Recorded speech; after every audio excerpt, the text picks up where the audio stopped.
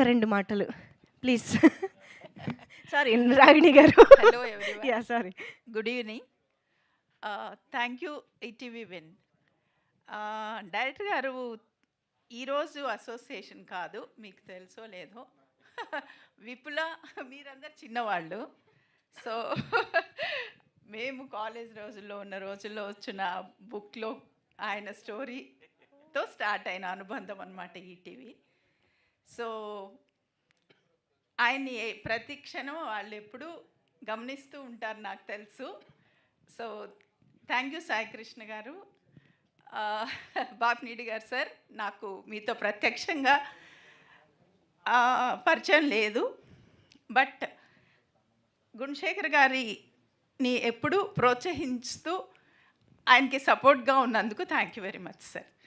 Sir Nagendra Kumar గారు, sir ప్రభు గారు, thank you very much. ప్రభు గారితో కూడా మాకు ఈరోజు అనుబంధం కాదు, సొగసు చూడతారు.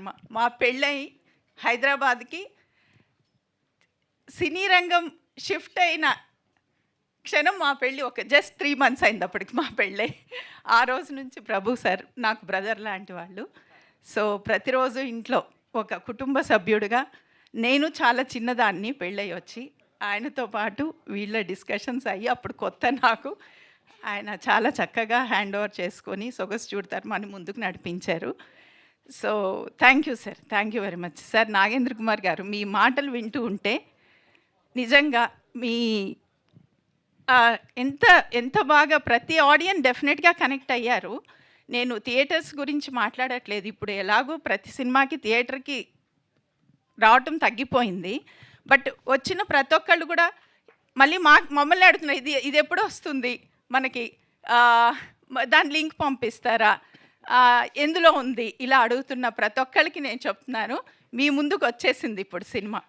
ప్లీజ్ దయచేసి వాచ్ చేయండి. ఇది ఎంతో నిజాయితీగా ప్రతి క్రైము ఇప్పుడు ఎలా అయిపోయిందంటే నార్మలైజ్ చేసేసారు. ప్లీజ్ నార్మలైజ్ చెయ్యకండి ప్లీజ్. ప్రతి తల్లిదండ్రులు చాలా అప్రమత్తంగా ఉండాల్సిన, నేను 2 డాటర్స్కి మదర్గా చెప్తున్నాను.